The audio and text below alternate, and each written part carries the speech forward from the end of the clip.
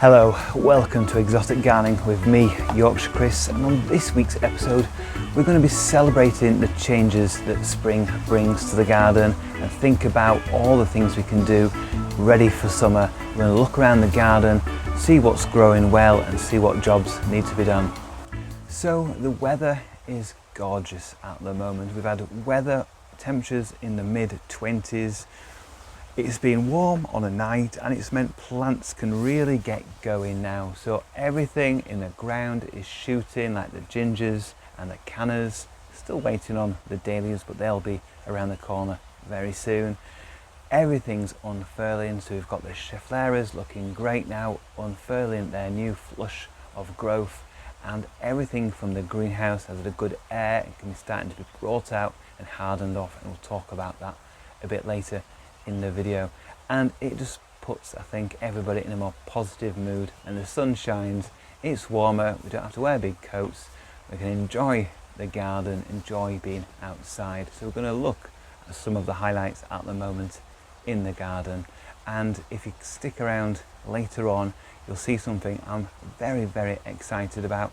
Could even be a world first on camera, don't hold me to that, but I think it's pretty much the first time it's been caught on film. Something very special in the garden, so I'll show you that later in the video. But for now, let's have a look.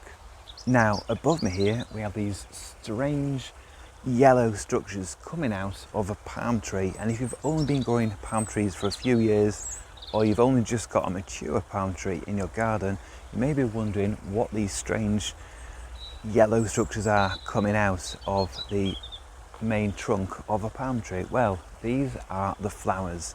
So this is a Trachycarpus fortunei palm tree, and these arching structures here with these yellow globulous areas at the end will open up a little bit more than this, and in the males you'll get pollen, so you'll see the dusty yellow pollen on your fingers if you touch them like this, and if it's female there'll be no pollen and you'll have a bit of a greenish tinge to the flowers. So that's how you can tell a male or female Trachycarpus flowers.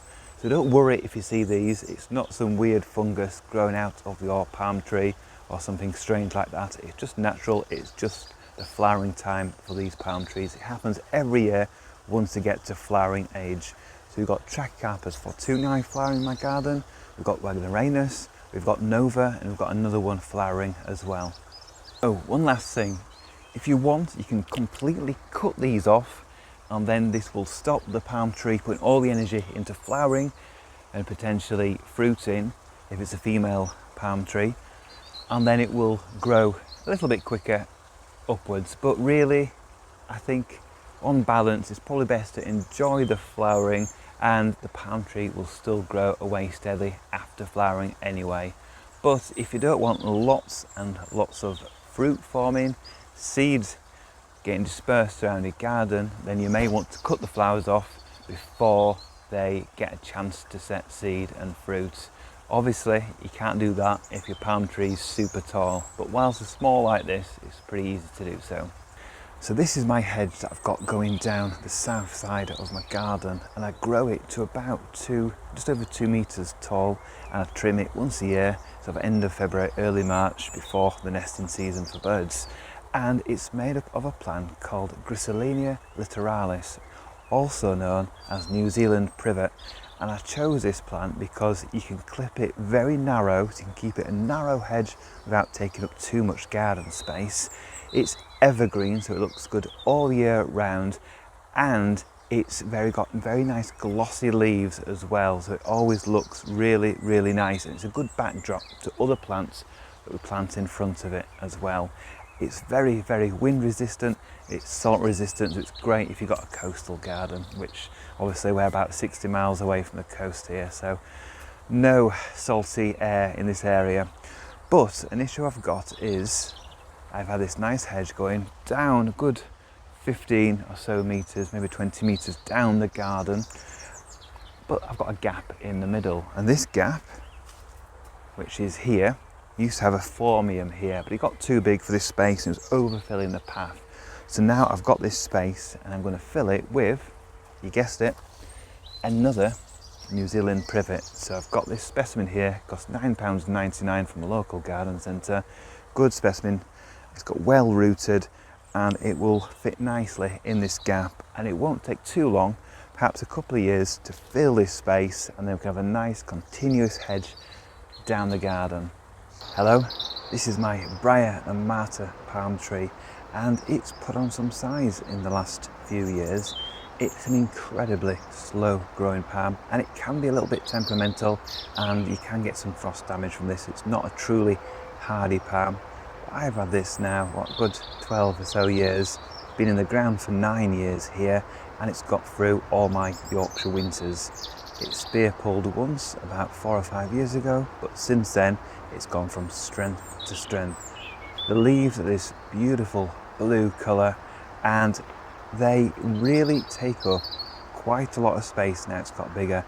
As you can see, it's overarching this plastic structure below me, which is the rain cover that we've had on all winter over the agaves, and it is definitely time to remove this now. Now it's nice, warm and sunny, so this will be removed today, unleashing the beautiful agaves underneath to soak up those summer rays.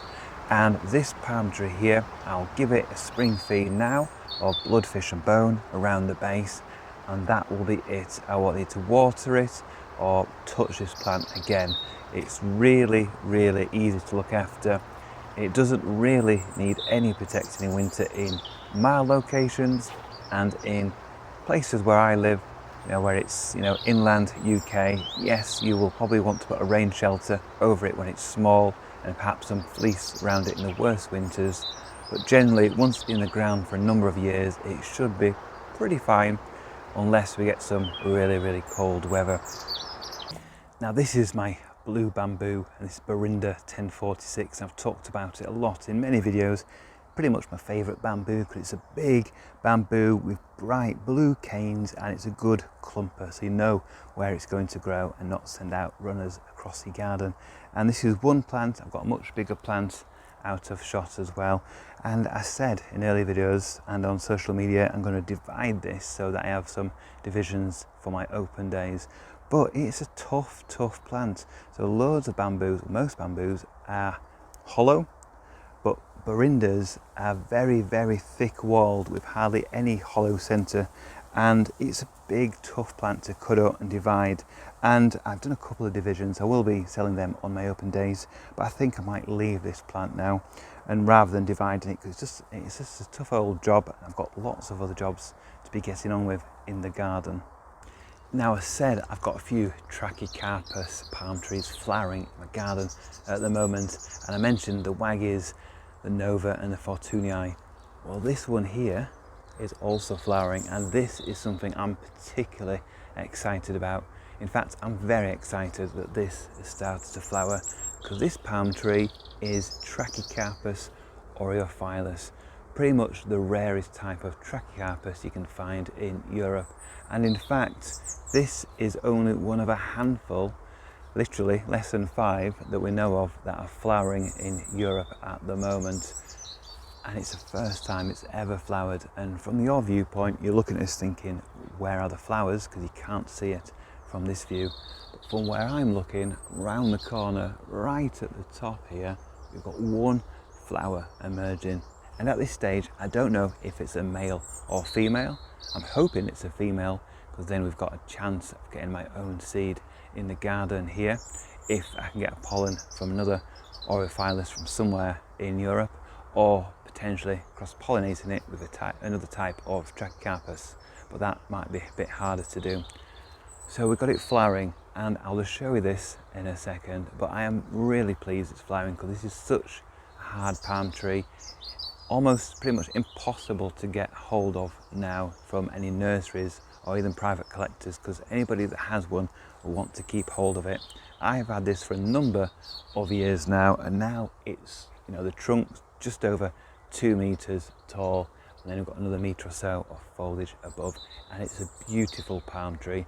Not super hardy, so it does get damaged most winters, the outer leaves, but it grows quickly, and hopefully we'll get more flowers, and I'll show you them in an upcoming video. Now here we have a patch of one of my favourite tropical looking plants, and this is a Colocasia, the hardy Colocasia, pink china that's left in the ground all year round and comes back reliably every spring, year after year. And some of these, well, all these have been in the ground for well over 10 years now, or in pots in my other garden before they came here. But basically what I'm trying to say is, whether it been in a pot, whether it been in the ground, they've just come back year after year, and they spread about as well. And they're coming into leaf now. Just the first couple of leaves on these are quite tatty, or a bit yellowish as well. But soon as the proper true third and fourth leaves come through and they get a bit of nutrition into their roots, because I'll be putting some chicken manure around these plants soon, they will bulk up, green up, and get bigger and bigger day by day. Very quickly they'll cover this area and you won't see the gravel, and you probably won't see half the path as well. So very good Colocasia to have in the ground. I thought we'd just take a moment to look and admire these amazing structures here. These are the Gunnera cryptica flower spikes, and they're absolutely enormous this year. I think it's the biggest they've ever been, probably because it's such a wet winter and spring. And these, honestly, I would say that's well over 1 metre tall, maybe 1.5 metres tall from the ground upwards. That's a huge, huge flower structure here, and we've got many more around here as well. Obviously now Cryptica Victoria are banned for propagation and for selling. I won't be trying to get this to set seed, and I won't be dividing my plants, but I can really enjoy the plants that are in the garden, because you can still keep these if you've got them in your garden. And the leaves, if we look up here, are absolutely enormous already, and in a month's time the leaves that are the base that are ready to unfurl will be even taller than this, and they'll be well over 2 metres tall, and actual span of the leaves will be about 1.5 metres, something like that. So huge leaves cover a big area in my garden, and these flowers though are pretty amazing in their own right. Now it's time to talk about hardening off plants, and what that actually means. Well, hardening off plants is basically getting plants ready to be in the ground or be in pots outside when they've been kept inside over winter, or as new plants from seed in spring ready to go outside. And we've got two main types of plants. We've got plants that grow quickly and get new leaves basically on a weekly basis and new stems every year, and then we've got plants that are very slow growing and keep their leaves for a long time. And these slow growing plants, you've got to be particularly careful about bringing them outside. So things like cacti and citrus plants as well, where they're slower growing, and you don't want to get them damaged, because if they get damaged by sun scorch, which can happen if you don't harden off a plant, it means it takes a long time for it to look good again. Whereas things like bananas and a lesser extent things like aeoniums as well grow really quickly, you get new leaves quickly, so that if they do get a bit of damage, it doesn't matter too much, because they can grow back new leaves. So down here we've got some aeoniums, and these are spent all winter in the greenhouse, but for the last couple of weeks I've had them in the jungle hut, so they've been sheltered, so they're out of the wind, definitely out of the rain, and out of the strongest sun. They've been getting sunlight early in the morning and later on, not at the height of midday when it's at its strongest. And these are now ready to come out into the open. I can give them a good water and these will be fine. Things like onset bananas, you can get them out early as well. So you could have done that a few weeks ago, because if they get a bit of damage, it doesn't matter, because they'll quickly produce new leaves. Things like I said, cacti you've got to be more careful about, because you don't want sun scorch. And things that are from seed that are very sappy, very sort of delicate, if you put them out, they can completely collapse overnight if we get a touch of frost or lots of wind and rain. So you put them somewhere sheltered, so against a house wall or between buildings, between structures, maybe with a coal frame situation where you've got shelter all round at the top as well that you can open up in the daytime, and then move it to somewhere more exposed or where it's going to be planted over a period of a week to 10 days, so that it's got time to acclimatise, so then they can come out and they can not be hit by extreme temperature fluctuations or the wind and things like that, and then they can be ready, more robust. The new leaves will grow and be ready and acclimatized to the new outdoor conditions, and then in a week or two time we can actually start planting out plants. So it's getting to that exciting time of year as we get to mid-May, where we can actually plant out our tender plants for our summer displays, and I'll be doing that in an upcoming video. Thank you for watching this edition of Exotic Gardening with me, Yorkshire Kris. Join me next week when we'll be doing more in the garden.